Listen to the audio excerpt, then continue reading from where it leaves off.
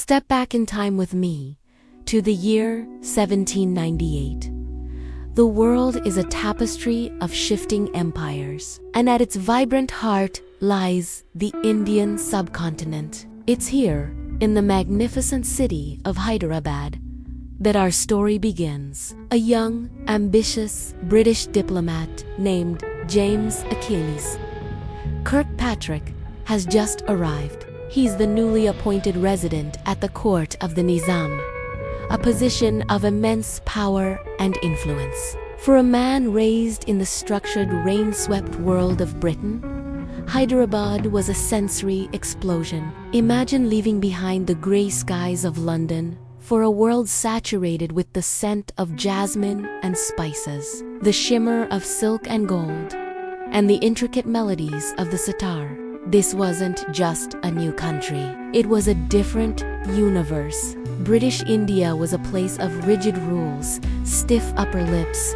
and a clear line drawn between colonizer and colonized. But here, within the walls of the Nizam's court, a different world thrived. This was the last bastion of Mughal splendor, a realm governed by Persian poetry, refined etiquette, and a deep appreciation for beauty. James was tasked with securing British interests, a mission that required him to navigate this complex and dazzling court. He was a man of his time, confident, intelligent, and a product of the empire he served. But he was also a man of great curiosity and sensitivity. He didn't just observe the culture of Hyderabad, he was drawn to it, learning the languages, adopting the customs, and slowly shedding the stiff skin of his English upbringing. The court was a stage of political intrigue, but it was also a place of breathtaking elegance. It was here, amidst the whispered politics and poetic recit, he first laid eyes on her in a setting that was both public and intensely private. She was Khair-un-Nissa, the most excellent among women, the granddaughter of the Nizam's prime minister, barely a teenager. She was a figure of noble grace, raised in the sheltered world of the Zenanata women's quarters. Their first encounter was likely a fleeting glance, a moment veiled by the intricate lattice work of a screen, as was the custom. But in that single moment, a spark was lit. For James, she was the personification of the world he was becoming enchanted by. She wasn't just a beautiful young woman. She was a living embodiment of the Persian elegance and Mughal grace that defined her every movement was poetry, her presence an echo of a civilization that valued art and refinement above all else. He saw in her the soul of the culture that was captivating him. For Khair-un-Nissa, James was a figure from another world. He was powerful, different, and undoubtedly intriguing.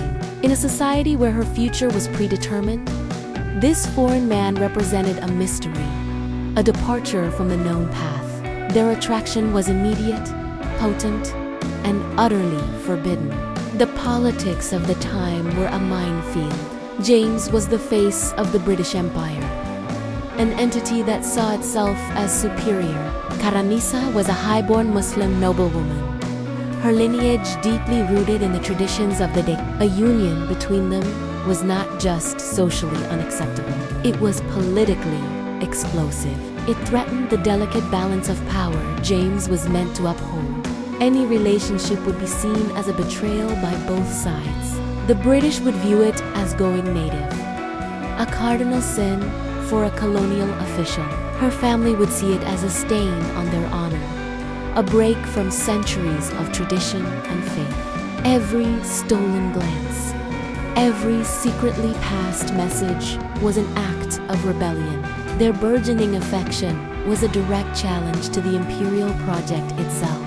The empire was built on a foundation of difference, on the idea that the British were separate and superior. But love, as it often does, refused to recognize these artificial boundaries. James wasn't just falling for a woman, he was falling for a world that his own people were trying to control and dominate. This was more than a simple romance. It was a clash of civilizations played out in the hearts of two people.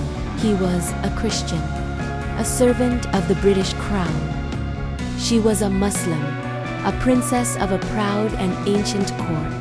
Their love story would require them to defy not just their families and their societies, but the very empires and fates that defined them. He began a secret correspondence with her, their letters carried by trusted servants, each word a dangerous testament to their growing bond. He was known to his Indian contacts as Hashmachuk, glorious in battle, a title bestowed by the Nizam.